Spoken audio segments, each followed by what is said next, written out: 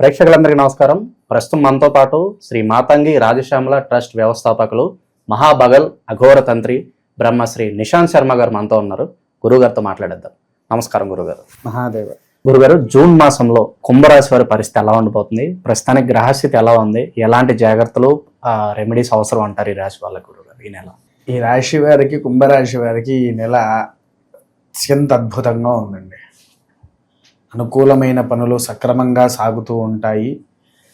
కొత్త కొత్త ఆస్తులు కొనుక్కోవడాలు, భూమిలు కొనుక్కోవడాలు, గృహాలు ఒక్క గృహంతో ఆగరు, 2-3 అయినా కొనుక్కునే అవకాశాలు కుంభరాశి వారికి ఈ నెలలో అత్యంత అద్భుతంగా ఉంది.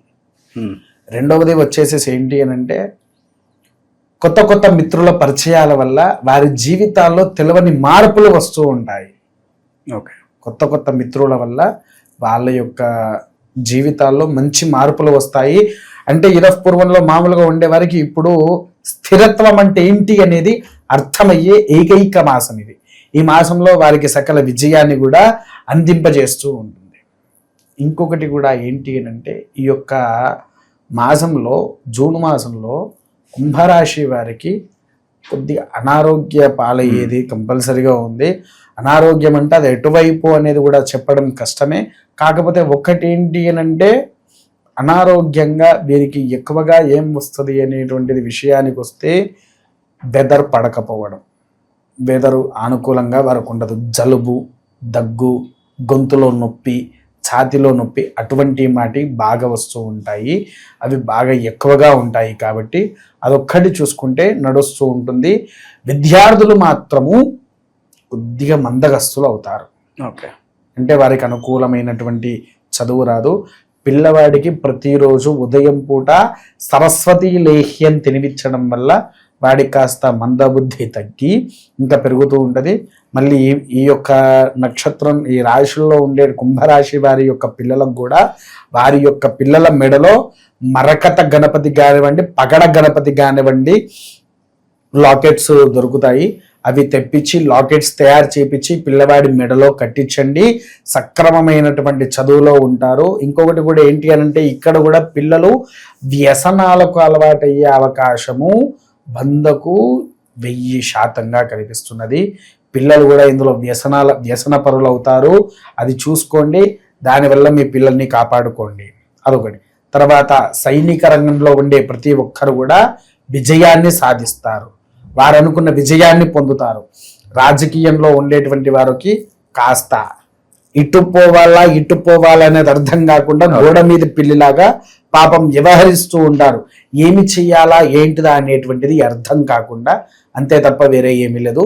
తర్వాత వచ్చేసేసి సినీ రంగంలో ఉండే ప్రతి ఒక్కరికి కూడా మంచి ఫలితాలు లభిస్తూ ఉంటాయి.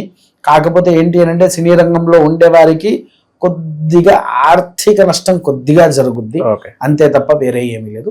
వైవాహిక జీవితం ఎలా ఉంటుంది గురుగారు? వైవాహిక జీవితంలో కూడా మంచి ఫలితాలు లభిస్తూ ఉంటాయి. కాకపోతే ఒక విషయం ఏంటంటే, వైవాహిక జీవితంలో కొంతమంది ఎన్నో ఏళ్లుగా సంతానం కాని వారు ఉంటారు చూసారా, వారికి మాత్రము ఈ జూన్ మాసంలో అద్భుతమైనటువంటి ఫలితాలు కనిపించే అవకాశము ఉంది.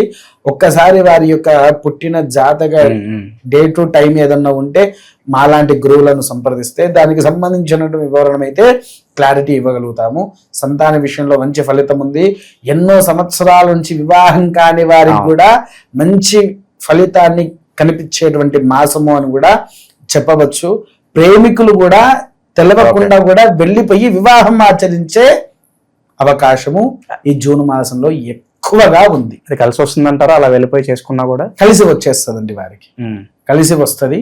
కాకపోతే ఏంటి అని అంటే, మనం చెప్పాలని చెప్పి మళ్ళీ చాలా మంది తీసుకెళ్లిపోతారు. తర్వాత ఇంకొకటి కూడా ఏంటంటే, పాపం వాళ్ళు వెళ్ళిపోతారు కరెక్టే, ఇటు కుటుంబ సభ్యుల దగ్గర బాధ అనేది ఉంటుంది కదా, అట్లా అంతే. విన్నారా? అదొకటి.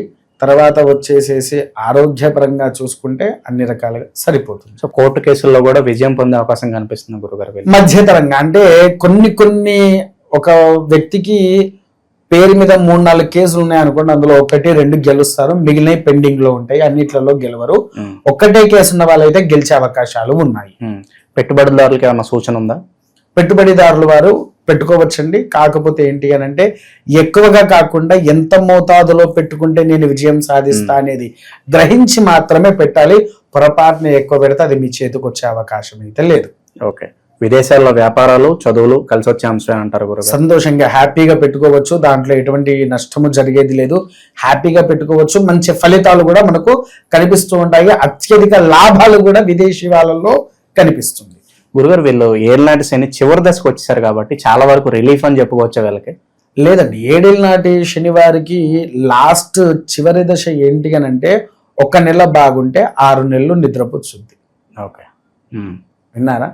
ఎప్పుడైనా 7 ఏళ్ళ నాటి శని అని మనం భయపడతాం కదా, వాస్తవానికి వాడేం చేస్తాడో తెలుసా? శని పురుషుడు మొదటి సంవత్సరంన్నర, ఆఖరి సంవత్సరంన్నర, అవన్నీ 3 సంవత్సరాలే మనకు శని ప్రభావం చూపించేది. మధ్యలో ఉండే ఈ 4 సంవత్సరాలు మనల్ని ఎంత పైకి తీసుకుపోతాడో అంత పైకి తీసుకుపోతాడు. ఈ లాస్ట్ వచ్చే సంవత్సరంలో ఎంత కిందికి వేయగొట్టాలో అంత కిందికి వేస్తాడు, తెలుసా? చివరి దశలోనే చివరి దశలోనే ప్రమాదం ఎక్కువ. మొదటి ప్రారంభంలో అంటే ప్రారంభమయ్యే 6 నెలల ముందు నుంచి కలుపుకొని సంవత్సరంన్నర విన్నారా, ఎండింగ్ వచ్చేది సంవత్సరంన్నర. ఈ 3 సంవత్సరాలు జాగ్రత్తగా ఉంటే మనకి ఏ అభ్యంతరం లేదు. కాకపోతే ఇప్పుడు వీళ్ళకు అదృష్ట మాసము, కుంభరాశి వారికి ఇది అదృష్ట మాసం కాబట్టి వారు హ్యాపీగా ఉండవచ్చు, ఎటువంటి ఇష్యూ అయితే లేదు. అన్ని రకాలుగా బాగానే ఉంది, ఉన్నారా, యథావిధిగా చేసుకోవచ్చు. మరి వీళ్ళు ఏళ్ళనాటి శని చివరి దశలో ఉన్నారు కాబట్టి మరి వీళ్ళకి ఎలాంటి రెమెడీస్ అవసరం గురుగారు? ఓవరాల్ గా శని దోషాల నుంచి కావచ్చు, విముక్తి పొందాలంటే ఎలాంటి? ముఖ్యంగా ఏంటి అని అంటే ఒక బ్రాహ్మణ్ణి ఇంటికి పిలిపించుకొని శనేశ్వర గ్రహ జపాన్ని చేయించి నవగ్రహ హోమాన్ని ఆచరించిన తర్వాత వీరు ఒకరోజు నవగ్రహాలకు సంబంధించినటువంటి దేవాలయము తమిళనాడులో ఉన్నది 9 గ్రహాలకు కూడా సంబంధించిన ఆ 9 ఆలయ దర్శనాలు చేసుకుంటే అద్భుతమైన ఫలితాలను వీడు చూడవచ్చు. ఓకే, శనికి సంబంధించిన దానాలు కూడా విశేషంగానే చేసుకుంటే బాగుంటుందంట. శనికి సంబంధించిన దానాలు అంటే ఖచ్చితంగా చేయొచ్చండి. నువ్వుల నూనె, నల్ల నువ్వులు దానం చేయాలి. వాటితో పాటు ఎక్కువగా ఏంటి అని అంటే ఈ మన మీరు గురిగింజలు ఐడియా ఉందా? గురిగింజల్లో నల్ల గురిగింజలు అని ఉంటుంది. గురిగింజలతో మాల తయారు చేసింది ఉంటుంది. ఆ మాల ఎవరికైనా బ్రాహ్మణుడికి దానం చేస్తే అద్భుతమైన ఫలితం కనిపిస్తుంది. ఓకే, సో ఓవరాల్గా జూన్ మాసంలో కుంభరాశి వాళ్ళందరూ కూడా ఏ విధంగా ఉండబోతుందో మీ మాటలో చాలా బాగా వివరించారు గురుగారు. ధన్యవాదాలు. మహాదేవ.